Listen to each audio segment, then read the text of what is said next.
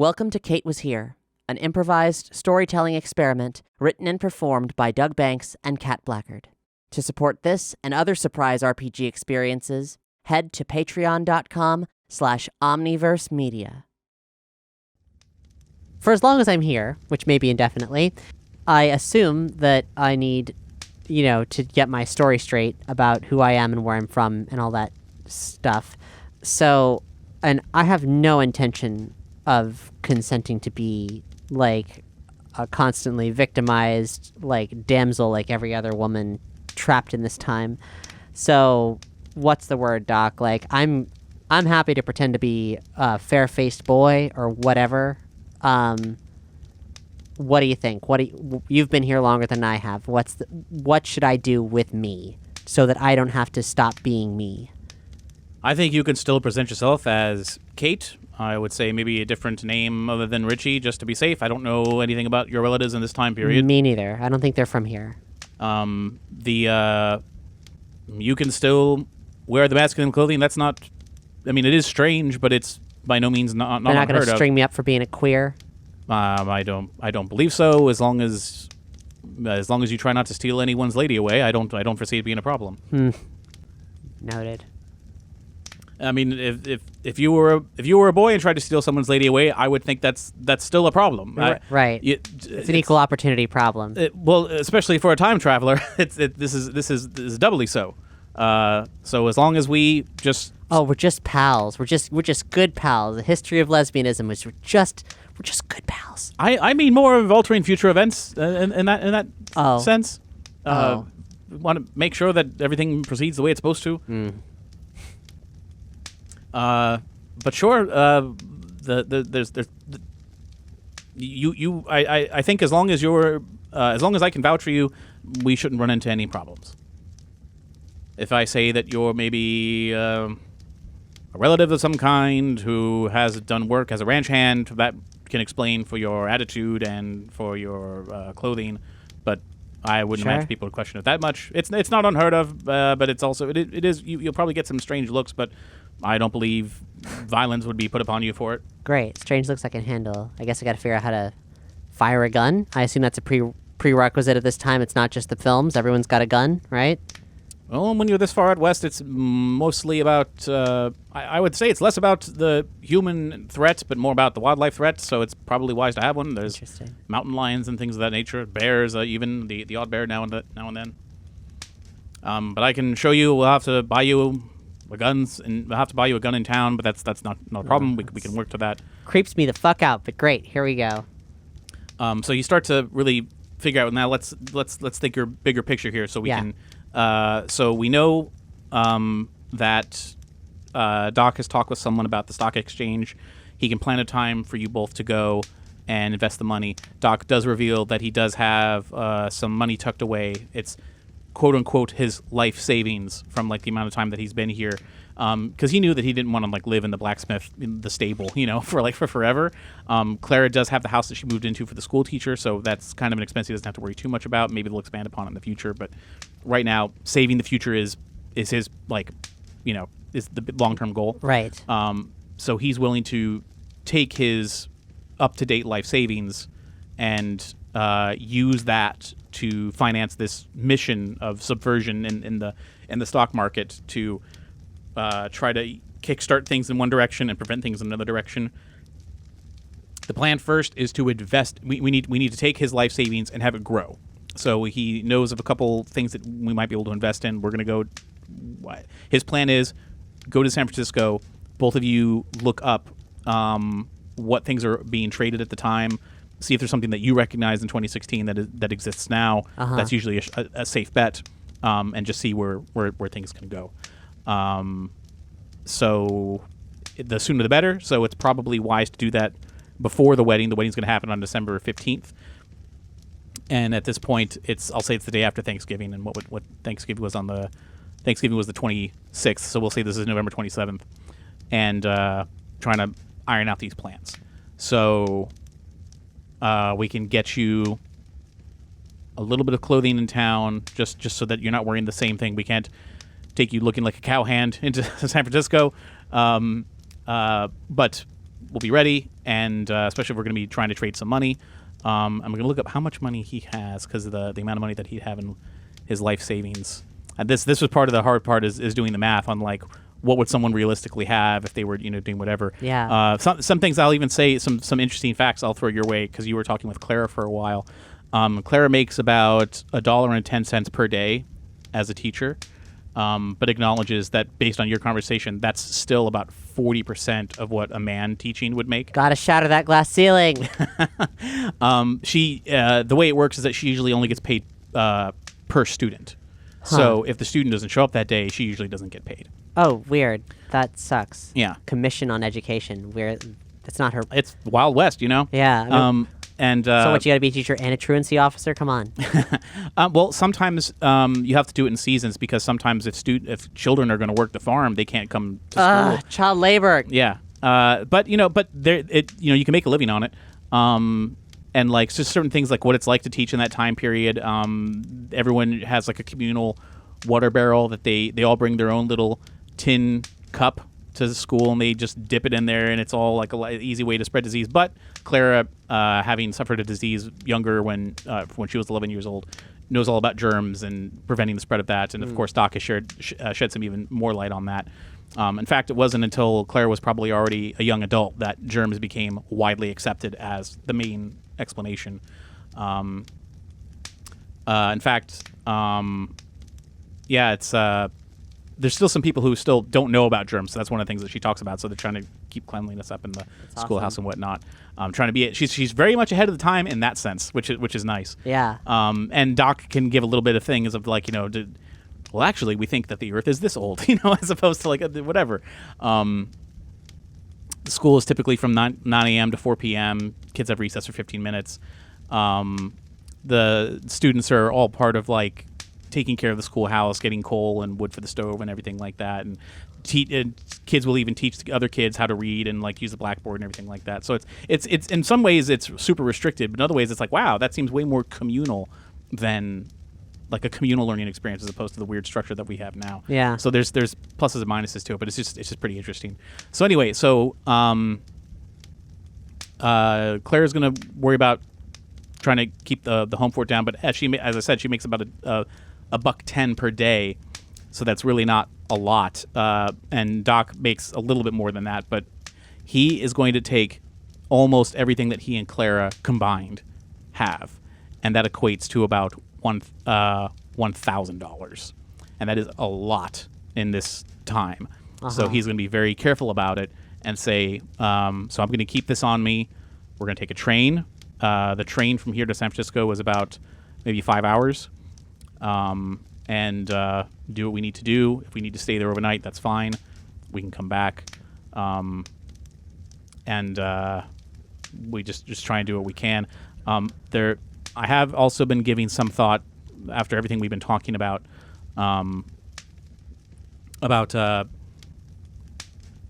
not belonging here and everything, and I have a theory on how we might be able to get you home. Okay. Depending on these investments and everything, I initially had this theory before Marty came to meet me, before I ever met Clara. A circus had passed through town and didn't stop in Hill Valley, but had passed through because in one of the towns nearby, Sacramento's not too far away, they had advertised a trapeze act, and part of the act that would wrap up the show would be they would have a balloon and a man would parachute out of the balloon, and parachutes are very rare these days. But I got to thinking, reaching terminal velocity could get someone up to 88. You could surpass 88 miles per hour. So I have a very, very loose concept of I haven't even put it to paper yet, to be honest, for what I'm calling the time parachute as a possible means to do this. Originally, I was thinking about using a car of some kind. Obviously, automobiles have yet to be invented. You may have seen some of the equipment I was working with. I was thinking about trying to make my own steam vehicle of some kind, but the pressure it would take to achieve 88 miles per hour, I don't know if that's possible on the scale I'm looking at. But falling certainly would get you to that speed. And of course, the parachute to prevent an impact. Again, this is theoretical. I do know that the circus plans to pass through San Francisco, so while we are there, I would like to speak with them and see about purchasing said balloon and parachute off of their hands for scientific purposes, as far as they would be concerned. Sure. I mean, that weather experiments and that of the like. They're gonna try to get a lot of money from you, Doc. I mean, that's their livelihood. They're carnies. What do you want from them? Well, we're taking $1,000, so that's. I don't know what that means. that's a large amount of money. He's a simple way to put it in money that we would understand. I would say, the take whatever amount of 1880s, in this case 1,000, or even if it's $1 or 10 cents, add a zero on the end, and then double it. Okay. So that could be an easy shorthand for when you're negotiating prices in this time period. Yeah. So, we're gonna get some nicer clothes. We're gonna go to San Francisco. We're gonna be traveling with a lot of money. I guess I better start practicing with that gun, because we're gonna be, I mean, like, are we in, what's the situation like? Are we getting in some kind of, like, fancy, like, are we doing a train? We doing a stagecoach? We riding out doing alone? the train. Okay. Yeah. You can get a little bit of practice off with a gun before you leave. He wants to go in, like, the next couple of days. Snow is still out. We'll say that just to fast forward through things, you can head out to, down back to Hill Valley. You can pick out a gun, take it back to Clara's place, go to the back, get a tree stump, set up some cans, that kind of thing, and practice. I wonder what you'd use for a firing skill. Let's say. Let me look at your character sheet. I mean, we have been using perfect shot for things. I mean, that's something you would spend when you need when you need it for sure. But just as a simple thing, just to get a sort of a baseline of how accurate you are. I'm wondering how to adjust this to be like with a gun. I guess careful, maybe? Yeah, because I guess it depends on how you want to fire. You want to be quick, like a quick draw. You want to do it without being noticed. You want to do it flashy. You want to do it very carefully. So I'd say let's try doing something careful, like taking some careful aim with whatever. I just wanted to get a baseline of like how I shoot? Yeah. Okay, so you want me to roll for that in that particular way. Okay. Yeah. I shoot bad. I got a 0. Oh, so okay, then you just miss entirely. It's just like, just gone wide. So you're like, okay, so it's going to take, in other words, how quick you may take to it. The answer is not very quick. But that's okay. Bullets are they're not expensive, but they are a thing to keep in mind in terms of cost. So you can practice for a little bit more.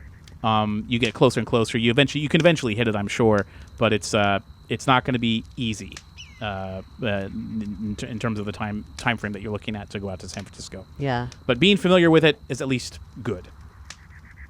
I'll say with this, I think we can jump ahead to another day or so to when you can have your clothes ready, you got the money ready, and you can make the trip to San Francisco. Sounds good. So I got train sounds. Let's go for it.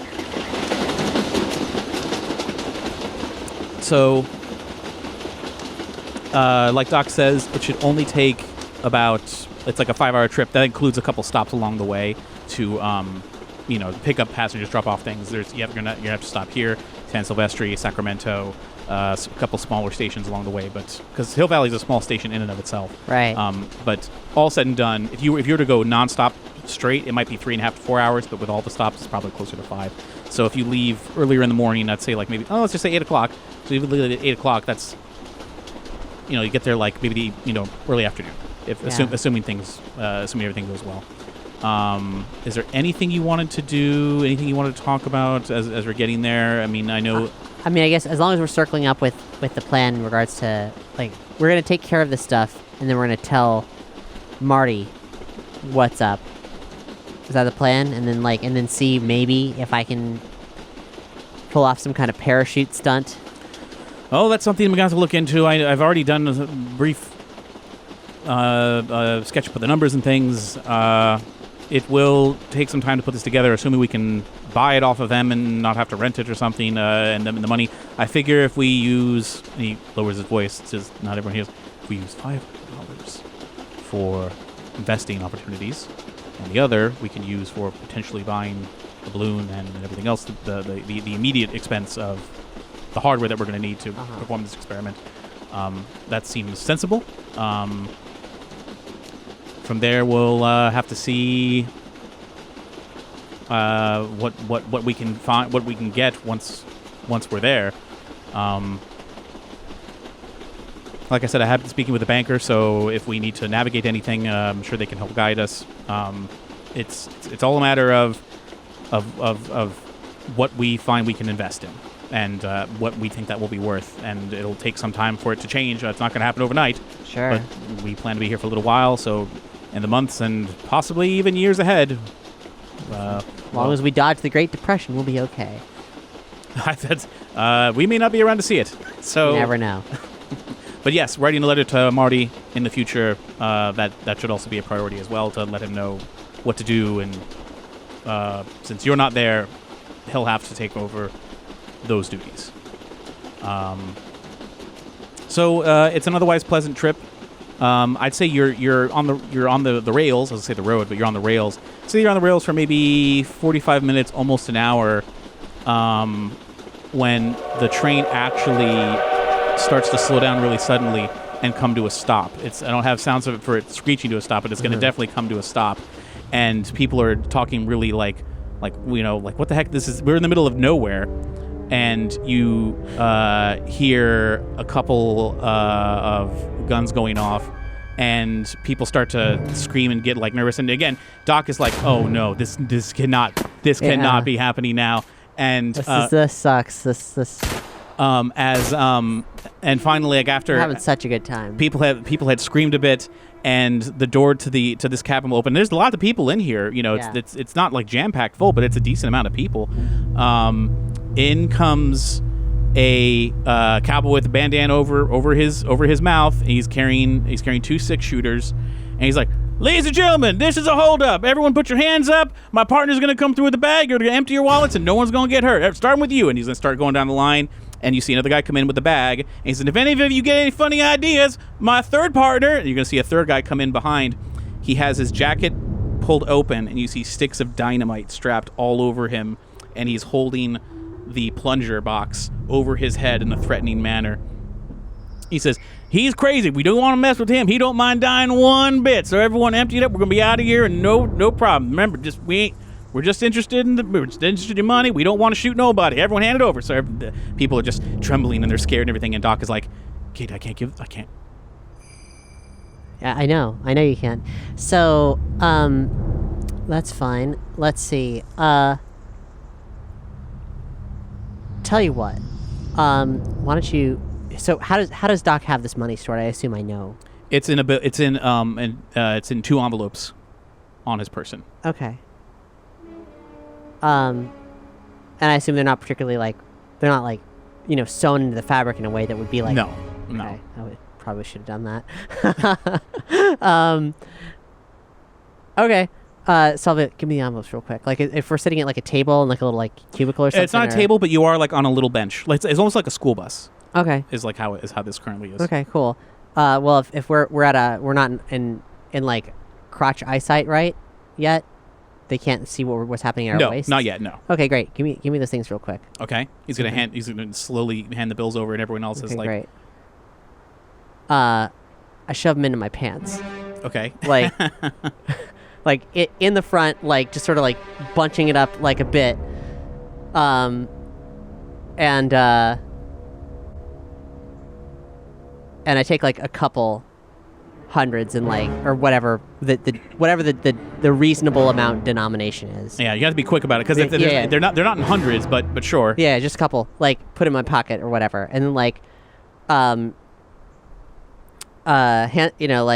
And eventually this guy will come over and he notices that Doc doesn't have anything in his hands. You don't have anything in your hands. Yeah. And he's going to shove Doc, and he's just like, "Come on, cuff it up, Gramps. Come on." And hey, I'm holding. We're traveling together. I'm holding his money.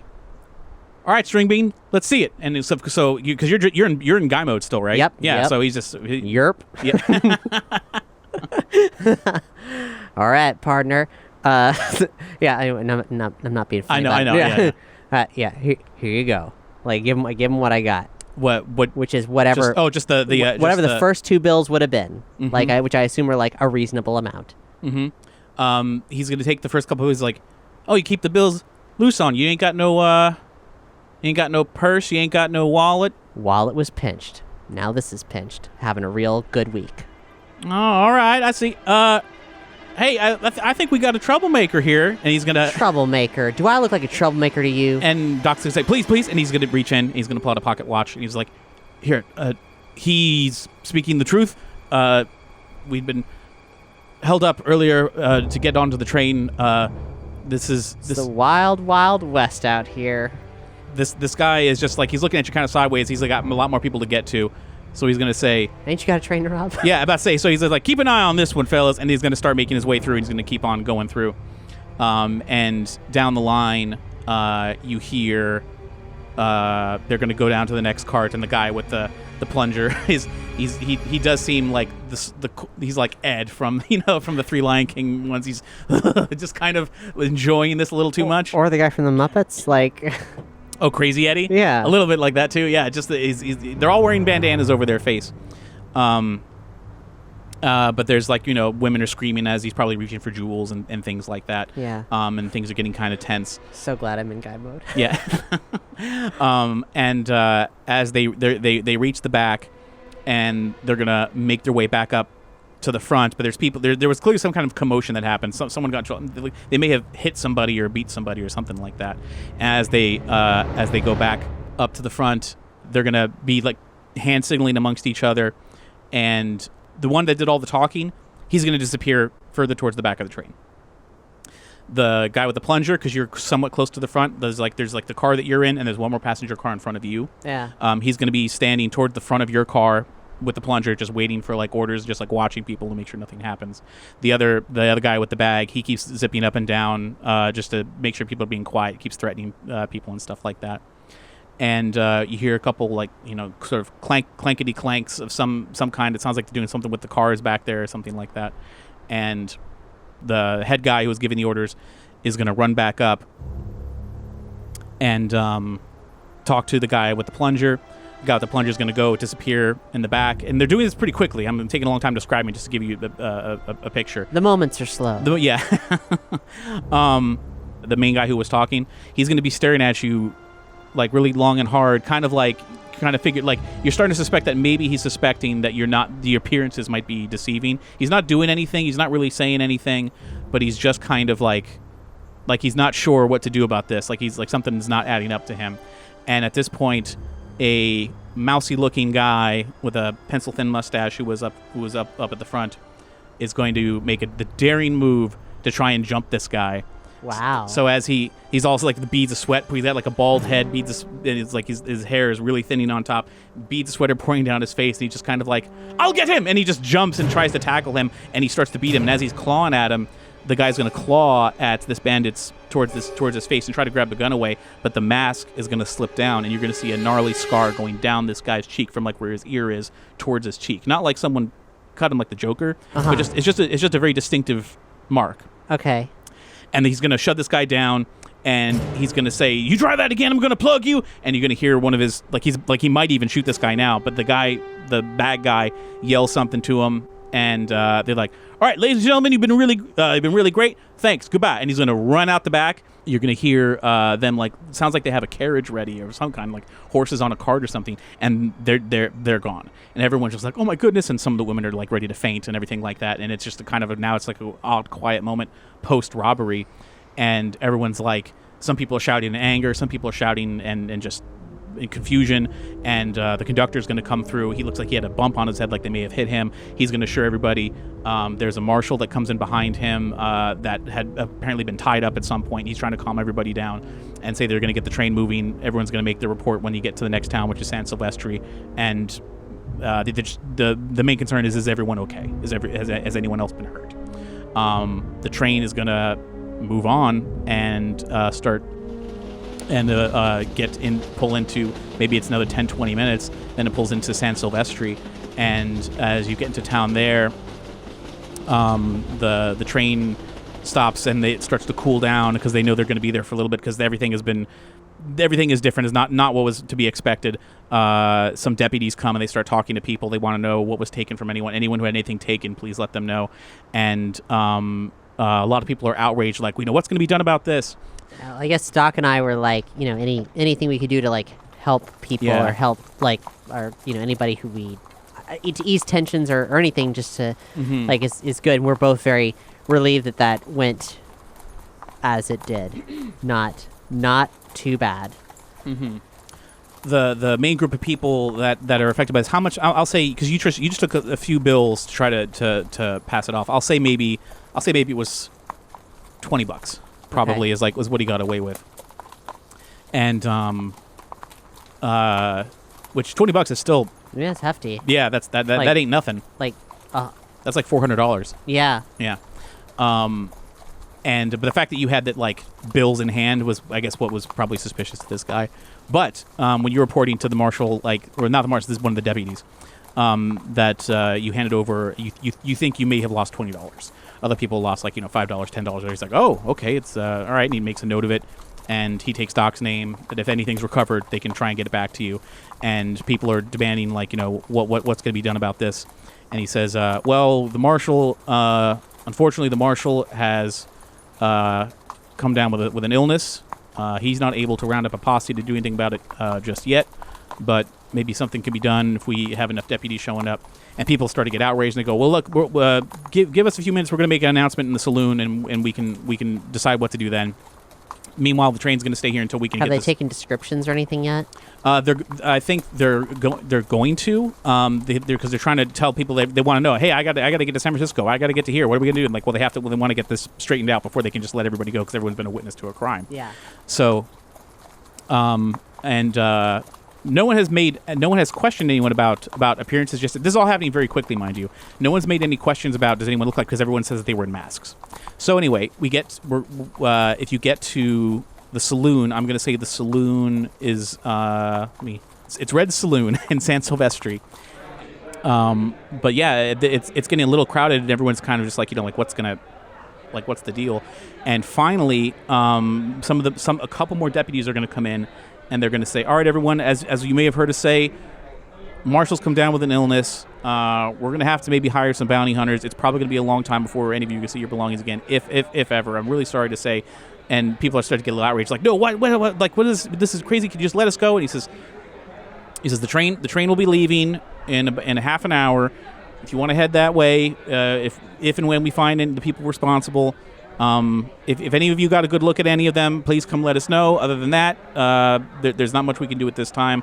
But if we do find any of your belongings, we will have them sent to you. Okay.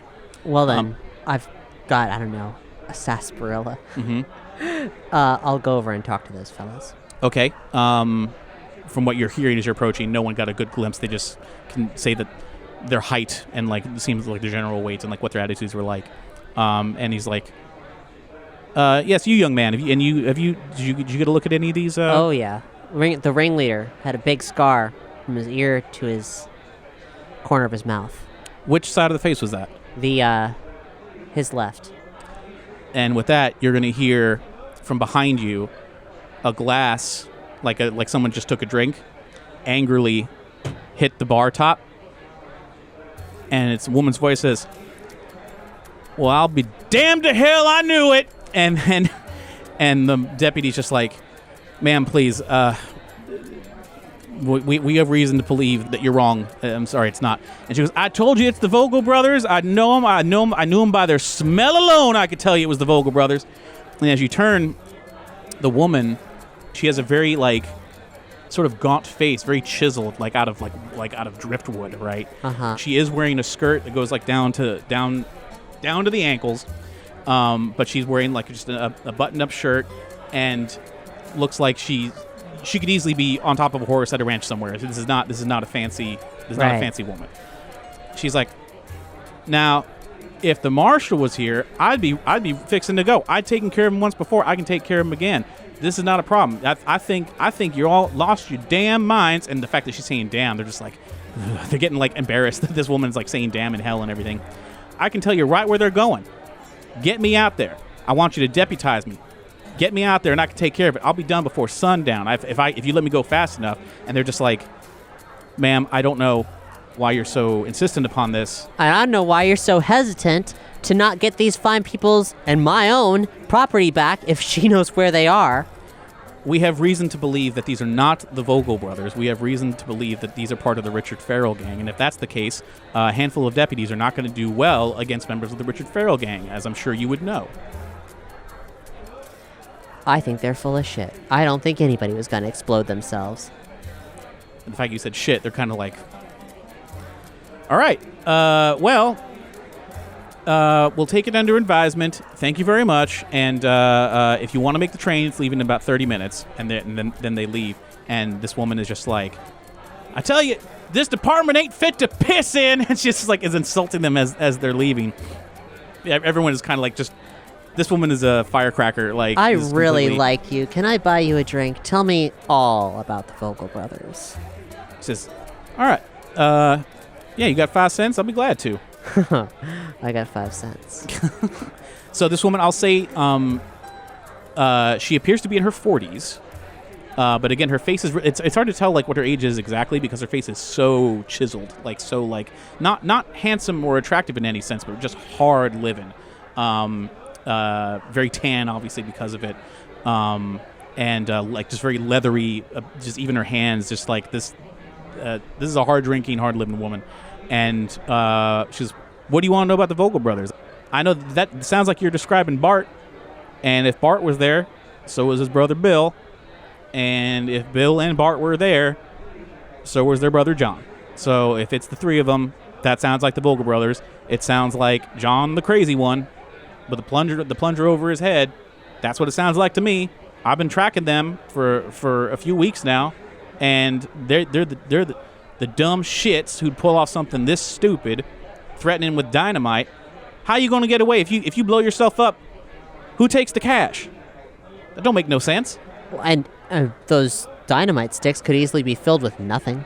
Could be filled with, could be just sawdust for all we know, and nothing else. Well, so why did those fellas not believe you? Like, why do they think it's somebody else? Like, what reason do they have to believe it's another gang? They think, well, the Vogel brothers ain't that smart. Everyone knows that. They think that they may be dumb, but they ain't stupid. The idea being they're concerned about the Richard Farrell gang because Richard Farrell got arrested. He's supposed to be on trial in Carson City this week. And if things go the way the law wants it to go, he's going to be hanged until dead. And they think the Richard Farrell gang is going to come by and get him out. So they think that his gang's probably in the area on their way up to Carson City. Well, then the last thing they're going to do is, like, rob a train. They have bigger fish to fry. That's what I would say. But apparently they think that either the Vogel brothers are too dumb to pull off something like that, or that they think they've joined with the Richard Farrell gang, which, frankly, don't make much sense to me. Well, my name's Kyle Reese. What's yours? Kyle, you're going with Kyle Reese? I mean, it's my old standby. This is my alias. All right. She goes, Martha Cannery. Nice to meet you. And she shakes your hand. Firm. Nice. I mean, granted, I guess I'm just a smooth-faced boy until someone gets to know me real well, I guess.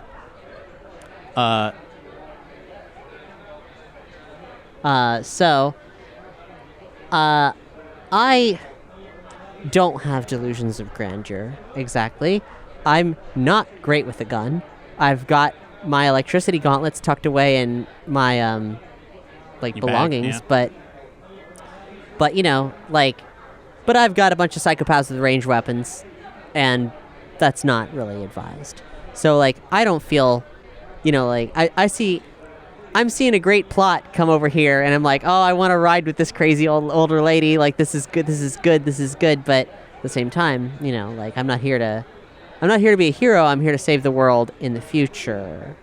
So I guess. What I'll say then is Martha reaches in to one of her like side purse satchel things that she has across her shoulder, and she unfolds a wanted poster for the Vogel brothers, for 3 of them, and they're wanted alive. How much did I say they were worth? I think it was $50 for each head. So, wow. Yeah, so that's $150 altogether. She says, "You saw them, you knew it was them. If you want, I think we can go collect collect a good amount of money, and I'm willing to split it. Because I know where they're going. These idiots don't know where they're going." Does the picture, like, look like the guy that I saw? Yeah, big time? Yeah. Well, shit. And, Martha, I take it you're, a real good shot, then? Because I'll be frank, I'm not much of a good shot. I can hold my own in certain situations, but... She goes, "Am I a good shot? All right, watch this. Come on outside." And she slams the drink down again. And she'll lead you outside. So you step out of the saloon, you go outside, and she reaches into her purse, into where it was, and it's just a small Colt, and she brings out a large coin, flicks it into the air, fires a shot, ping, lands on the ground, you pick it up, and there's a dent inside the coin. Wow. Yeah, so I'm like, "Hey, Doc, you see this?" He followed you and was just like, "Yes, that's quite impressive. Kate, Kyle, if you could come with me for just 1 second." He's going to pull you aside and say, "Kate, I'm not sure how to feel about this. The idea of becoming a bounty hunter and going off does sound a little bit dangerous, but I have to admit that any extra money that we do have can be put to good use. But that's something I'll leave to you to decide." You know, Doc, I'm not sure about it either, but, does he have, like, his, like, crazy ranged rifle or anything with him, or no, just, So... You do have... I will say that you probably do have your gun. You just weren't going to open up a suitcase and start blasting on the inside of the train car. Definitely not. So anyway, I started blasting. Yeah. Okay.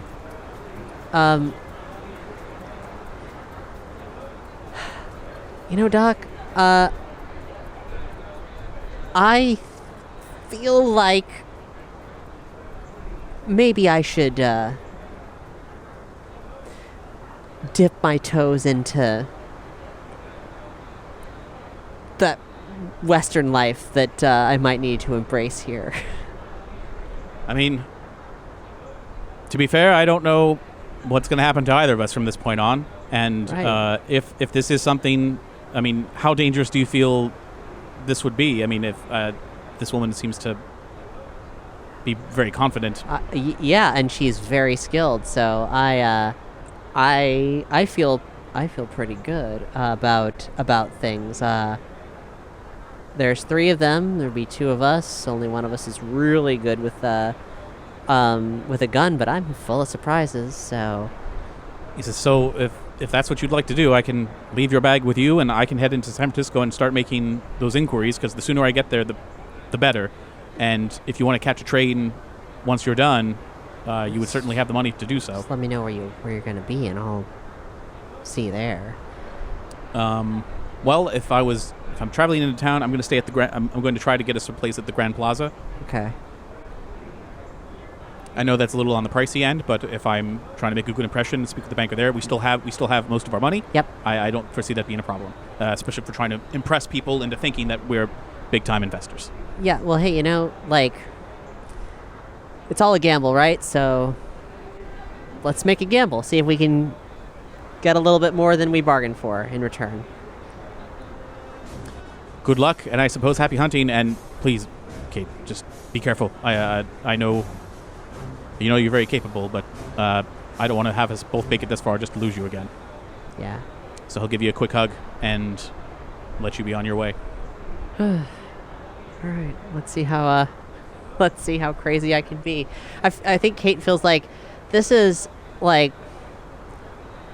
risky. I should put my head down and just do my future proofing work. Like that's the smart money. But at the same time, she's been in a lot of dangerous situations, and is still learning how to take care of herself. And this is a good opportunity to get better at that and to have a very intriguing opportunity to maybe learn a thing or two. So, yeah, if Doc will leave you, you've made the decision to stay. Yep. So if you want to head back into the saloon with Martha, everyone's still in there, and Martha is ready to talk about the details and figure out how to do this. She goes, now I've done a little bit of bounty hunting before in my time, and I know the Vogel brothers, like I said, they dumb, but they sure ain't stupid. So I think 2 people sneaking up on them probably while they sleep, get the drop on them, they're going to give up pretty quick. They're actually more cowardly than you think. This is not going to be a big problem. Great. Okay. And, Martha, I if you want somebody to ride with you to make sure that this goes off without a hitch, happy to oblige, happy to provide support, happy to be full of surprises and make sure they don't try anything. Well, frankly, you're going to be the surprise I'm counting on, because they're going to recognize me right away, because I've already busted them once before. So if you're there with me, extra muscle, it's going to be... True enough. If you're counting on them not recognizing me, though, that is a bit of a problem, because they did just rob me today, and they were very fucking suspicious of me. I don't think it matters whether or not they're going to recognize you as much as they recognize the iron you're going to be pointing in their direction. Well, they will certainly be surprised by that, so that's very good. So she thinks the sooner you can head out. She goes, it might, depending on how fast they decide to move. I don't know how much they got loaded up from their haul from the train, but they're either going to try and move fast, and in which case could be a day or two, or we could try and get them before sundown if we move fast enough. So let's get you a horse. Great. And let's get this figured out. So she's gonna go talk quickly. You're gonna try and go see like the local livery feed stable situation, and of course you can rent a horse. Yep. Not gonna be that bad, and you can make your way out. Is there anything you think you want to do before you leave? I'm gonna be wearing my gloves in a way so that they can, they're at reach. Pistols holstered at my side, but basically, traveling light, ready to go. That's all I need. That's all I need. Okay. So then I will say you eventually just hit the trail with Martha. Get up. Yeah. And so you're on the move, and Martha seems very confident about where to go and what direction and stuff. So she just starts asking about, so how much experience do you have? You carry that iron on your hip. You don't seem too confident about it. How long have you been shooting? Well, that's a complicated answer. Shooting guns, not so long. Taking aim, much longer. But I have a few surprises in me if we get hand to hand. And since we're traveling partners on this, I suppose you should know that my name isn't Kyle, it's Kate. I can tell you weren't a Kyle the same way you could probably tell I wasn't George Washington. Yeah. It's hard out here for a woman, I'll be honest. It's personally, I can't blame you. It's not. I mean, I've been criticized and made fun of for the way I dress, and this is the only dress I own at the moment. Everything else is a pair of pants and everything else. I'm usually in more of a hunting getup, but I don't know. Been trying to settle down and take things easy, but I just can't help getting into trouble. I feel the same way. But hey, if it wasn't for those Vogel brothers mistaking me for being a man, or reading or believing that I was a man, then I think that the holdup would have been a bit different. So I have no interest in being able to be victimized in the same way that just happens out here. She'll have a nice long conversation with you about how she feels. Obviously, women are treated like shit from her perspective, and she's very opinionated, strongly opinionated on the bullshit hypocrisies and the bullshit like standards that are expected from everybody, and really has this Wild West rock and roll approach to life that you find is like pretty shocking for this time period, but is what it is. And she talks about her life story of how like she's had a really hard life too, so it starts to make more and more sense of like how you can see someone who's been through all the things that she's been through, which we could go into if you were interested, but it's just how she got from where she is to where she was to where she is now. It's like, she talks about being younger and like having to take care of brothers and sisters, having her parents die at a young age, and it's hard living out here in the Old West. Yeah. She eventually confesses that she recently got married like a month ago. No kidding. Yeah, and to be honest, it was more of a marriage of convenience rather than anything having to do with love. It's what'd you get out of it? Well, a good amount of money. Wanted to invest in a property over out of state and trying to start life over. I've been on the road for so long. It's time to just take things easy. I mean, I'm 34, turning 35 soon enough, and people were, when they find out that I am a woman, they're surprised that I'm not already married by this age, which frankly is crazy, but it ain't none of their damn business. It ain't none of their business, but it makes good financial sense eventually, and I met a guy who's nice enough, so we're gonna make it work. I just can't seem to stop hitting the road and looking for trouble, but well, I mean, is it purely convenience? Do you fancy men at all, or? I do, but a lot of men ain't shit. It's it's not about preference. It's more about wasting my damn time. And the more she talks, the more you're getting the sense that it's not about like sexist or anything. It's just a matter of a lot of people that she runs into are shit, or they're just a pushover. There's nothing wrong with having standards. She goes, no, that's true. I mean, I can tell you're no shrinking violet, so I don't see that being a problem with you. But a lot of people, they don't like the way I talk. They don't like the way I act. They don't like the way I shoot. They don't like the way I drink. And they don't like the way I smoke. Because they're fucking cowards. Well, you got that right. But as long as and you say you don't have a lot of experience shooting pistols or rifles or anything of that nature, and as long as you're fine with the fact that we ain't got no cold buttermilk on this trip, I think you'll be fine. Yeah, we'll be fine.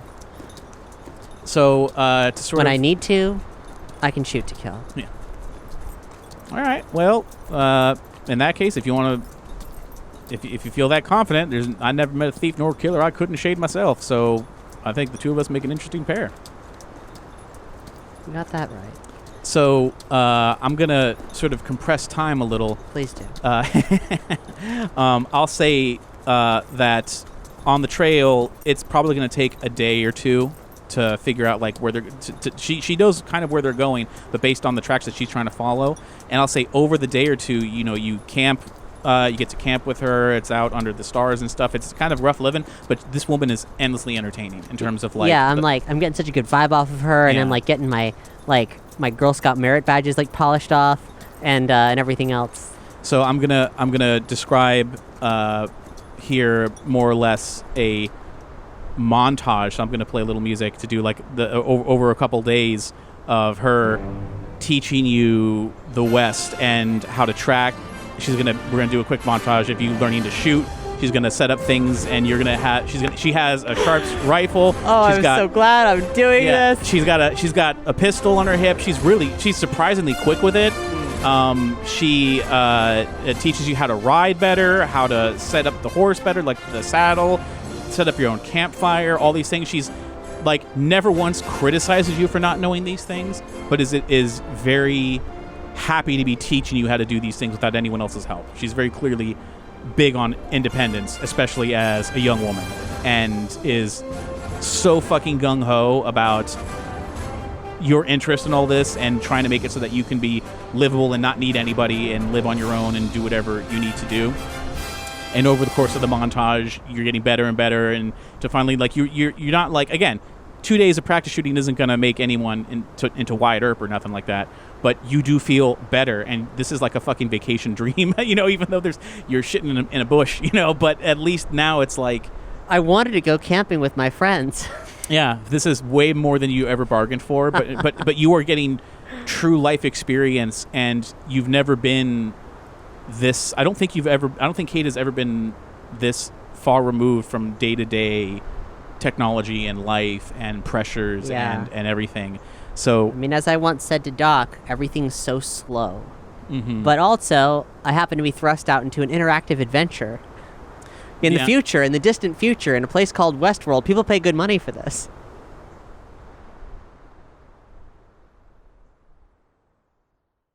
Thanks for listening to Kate Was Here. To support this and other surprise RPG experiences, head to patreon.com/omniverse media.